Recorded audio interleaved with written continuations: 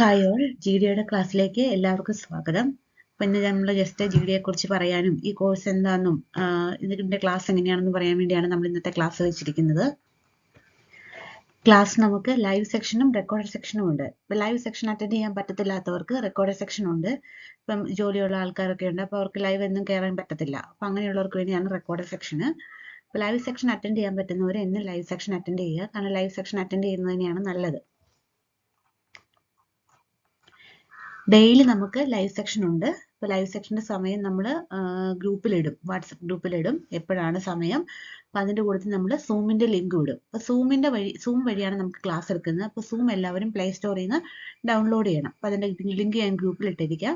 അപ്പോൾ അത് നിങ്ങൾ ഡൗൺലോഡ് ചെയ്ത് വെക്കുക. അപ്പോൾ അതുവഴിയാണ് നമുക്ക് ക്ലാസ്. ഇപ്പോൾ ലൈവ് സെക്ഷൻ ഡെയിലി കഴിയുമ്പം അത് കഴിഞ്ഞ് പെട്ടെന്ന് തന്നെ നിങ്ങൾക്ക് റെക്കോർഡ് സെക്ഷനും ഇടും. അപ്പം നിങ്ങൾ ഡെയിലി എന്താ ചെയ്യണമെന്ന് ചോദിച്ചാൽ ലൈവ് സെക്ഷൻ അല്ല റെക്കോർഡ് സെക്ഷൻ കണ്ടു കഴിഞ്ഞിട്ട് നിങ്ങൾ നോട്ട് എഴുതണം. PDF നോട്ട് ഇടും. അപ്പം അതിൻ്റെ നോട്ട് ഇമ്പോർട്ടൻ്റ് ആയിട്ടുള്ള കാര്യങ്ങളൊക്കെ ഗ്രൂപ്പിൽ പറയും. അപ്പം അത് നിങ്ങൾ നോട്ടായിട്ട് എഴുതി വെക്കണം. കാരണം നമ്മൾ നോട്ട് എഴുതിയാലേ കാര്യമുള്ളൂ, അല്ലെങ്കിൽ നമ്മൾ പഠിച്ച കാര്യങ്ങളൊക്കെ മറന്നു പോകും. അപ്പം നമുക്കൊരു ഇൻ്റർവ്യൂവിനൊക്കെ പോകണമെന്നുണ്ടെങ്കിൽ പെട്ടെന്ന് നമ്മൾ എല്ലാ കാര്യങ്ങളും ഈ PDF നോട്ട് എടുത്ത് നോക്കുമ്പോൾ നമുക്ക് മനസ്സിലാകത്തില്ല. അപ്പം ഇമ്പോർട്ടൻ്റ് ആയിട്ടുള്ള കാര്യങ്ങൾ നമുക്ക് മനസ്സിലാവുന്ന രീതിയിൽ മലയാളത്തിലാണെങ്കിലും എഴുതിയാൽ മതി. അങ്ങനെ എഴുതി വെച്ച് നിങ്ങൾ നോട്ട്ബുക്കിൽ കീപ്പ് ചെയ്യണം അത്. അപ്പോൾ ഈ റെക്കോർഡ് സെക്ഷൻ കാണുന്നവർ ഡെയിലി അന്നന്ന് തന്നെ കാണാൻ നോക്കുക. കാരണം ഒത്തിരി പെൻഡിങ് ആയിട്ട് കിടന്നു കഴിഞ്ഞാൽ നമുക്ക് എല്ലാം കൂടെ കണ്ടു തീർക്കാൻ വേണ്ടി നമുക്ക് ബുദ്ധിമുട്ടായിരിക്കും. അപ്പോൾ നിങ്ങൾക്ക് എന്ത് ഡൗട്ട് ഉണ്ടെങ്കിലും നിങ്ങൾക്ക് എന്നെ കോൺടാക്ട് ചെയ്യാം. അപ്പോൾ എന്നിട്ട് ഡൗട്ട് ചോദിച്ചാൽ മതി, നിങ്ങൾക്കത് ക്ലിയർ ചെയ്ത് തരും. ക്ലാസ് തീരാറാകുമ്പോൾ നമുക്കൊരു എക്സാം ഉണ്ട്. അപ്പോൾ അതിൻ്റെ ഡേറ്റും കാര്യങ്ങളും നമ്മൾ പിന്നീട് അയക്കും. ഓൺലൈൻ വഴിയാണ് എക്സാം.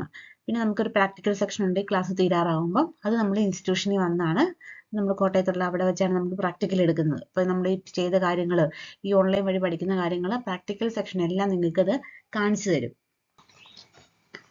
ഇപ്പം നമുക്ക് യൂട്യൂബ് ലിങ്ക് ആയിട്ടാണ് നിങ്ങൾക്ക് റെക്കോർഡ് സെക്ഷൻ അയച്ചു തരുന്നത്. അപ്പോൾ ആ യൂട്യൂബിൽ നിങ്ങൾ കണ്ടു കഴിഞ്ഞിട്ട് നിങ്ങളുടെ പേര് കമൻറ്റ് ചെയ്യണം. കാരണം നിങ്ങൾ ഡെയിലി ക്ലാസ് കയറുന്നുണ്ടോ ഇല്ലയോ എന്ന് അറിയാൻ വേണ്ടിയാണ്. ലൈവ് സെക്ഷൻ കാണുന്നവരല്ല, റെക്കോർഡ് സെക്ഷൻ കാണുന്നവർ. ഇപ്പം നമ്മൾ ഇനി കാണുന്നത് GDA കോഴ്സിൻ്റെ ജസ്റ്റ് എന്താണ് കോഴ്സ്, അപ്പോൾ അതിൻ്റെ മീനിങ് എന്താണ്, അതിനെക്കുറിച്ചാണ് നമ്മൾ പറയുന്നത്. ഇപ്പോൾ GDA എന്ന് പറഞ്ഞു കഴിഞ്ഞാൽ ജനറൽ ഡ്യൂട്ടി അസിസ്റ്റൻ്റ്. അപ്പോൾ ആ പേരിൽ നിന്ന് നമുക്ക് തന്നെ വ്യക്തമാകും, നമ്മൾ അസിസ്റ്റ് ചെയ്യുവാണ് ചെയ്യുന്നത്.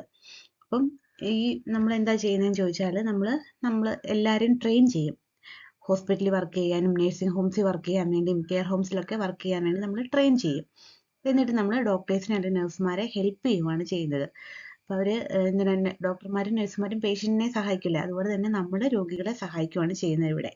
അപ്പോൾ നമുക്കൊരു സ്കില്ലാണ്, നമ്മൾ ആ സ്കില്ലിനെ വളർത്തിയെടുക്കുകയാണ് ചെയ്യുന്നത്. ഇപ്പോൾ നമ്മൾ ഹെൽപ്പ് ചെയ്യുക എന്ന് പറയുന്നത് നമ്മൾ കുളിപ്പിക്കാനും നമ്മൾ ഭക്ഷണം കഴിക്കാനും നമ്മൾ പുറത്തിറങ്ങി നടക്കാൻ, അതുപോലെ തന്നെ അവരുടെ സറൗണ്ടിങ്സ് നല്ല ക്ലീൻ ആയിട്ട് കീപ്പ് ചെയ്യാനൊക്കെ വേണ്ടിയാണ് നമ്മളവരെ സഹായിക്കുന്നത്. അപ്പം ശരിക്കും ഇതെന്താണ്, ഒരു സ്കിൽ ഡെവലപ്മെൻറ്റ് പ്രോഗ്രാമാണിത്. അപ്പോൾ അതുകൊണ്ടാണ് നമ്മൾ ഇതിനെ GDA കോഴ്സ് എന്ന് പറയുന്നത്. ഇനി നമ്മൾ ഈ കോഴ്സിനെ കുറിച്ച് പറയുകയാണെങ്കിൽ ഈ കോഴ്സ് നമുക്ക് 3 മാസത്തെ കോഴ്സും ഉണ്ട്, 6 മാസത്തെ കോഴ്സും ഉണ്ട്. അപ്പോൾ നമുക്ക് ക്ലാസ്സിൽ നമ്മൾ ഓൺലൈൻ വഴിയാണ് നമ്മൾ ക്ലാസ് എടുക്കുന്നത്, അതുകൊണ്ട് അതുപോലെ തന്നെ ട്രെയിനിങ് സെക്ഷന് പ്രാക്ടിക്കൽ സെക്ഷന് നമുക്ക് ഉണ്ട്. അപ്പോൾ അറ്റ്ലീസ്റ്റ് നമ്മൾ 10 അല്ലെങ്കിൽ ഒരു 10ാം ക്ലാസ് പാസ്സാണ് നമ്മൾ ഇതിന് ചോദിക്കുന്നത്.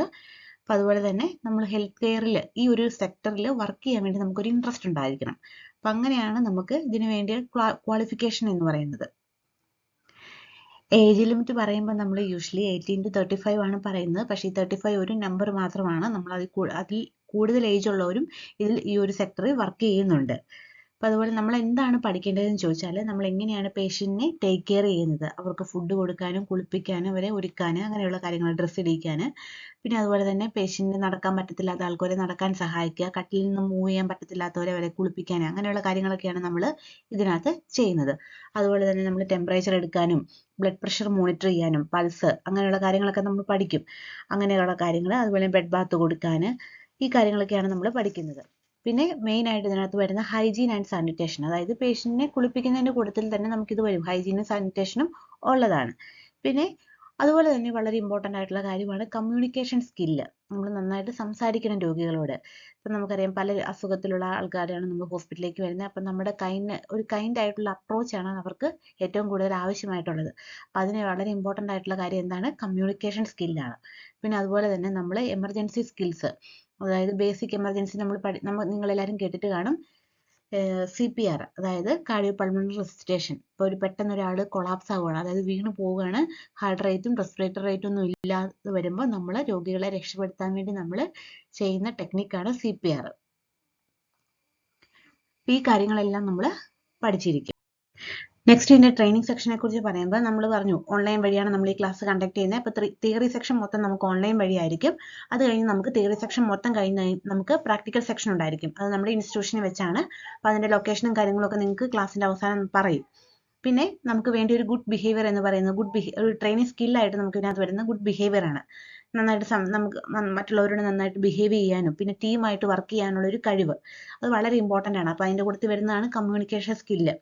അതൊക്കെ നമുക്ക് എല്ലാവർക്കും ഉണ്ടാക്കിയെടുക്കാൻ പറ്റുന്നതാണ്. നമ്മൾ പ്രത്യേകിച്ച് നമ്മൾ ഡ്യൂട്ടിക്കൊക്കെ കയറി കഴിയുമ്പോൾ നമ്മൾ എല്ലാവരുമായിട്ട് സംസാരിച്ചും ടീമായിട്ട് വർക്ക് ചെയ്ത് കഴിയുമ്പോൾ നമുക്കത് ഇമ്പ്രൂവ് ചെയ്യാൻ പറ്റും. നെക്സ്റ്റ് വരുന്ന അസസ്മെന്റ്. അസസ്മെന്റ് എന്ന് പറയുന്നത് നമുക്കറിയാം, ഏതൊരു കോഴ്സ് ചെയ്യുമ്പോഴും അതിന്റെ അവസാനത്ത് നമുക്കൊരു ഒരു എക്സാം കാണും. അപ്പം അത് നമുക്ക് പ്രാക്ടിക്കലും കാണും, അല്ലാതെ തിയറി സെക്ഷനും കാണും. അപ്പോൾ ആ അതിനെ ബേസ് ചെയ്താണ് നമുക്ക് നമ്മുടെ സർട്ടിഫിക്കറ്റും മാർക്കും കാര്യങ്ങളും ഒക്കെ കിട്ടുന്നത്.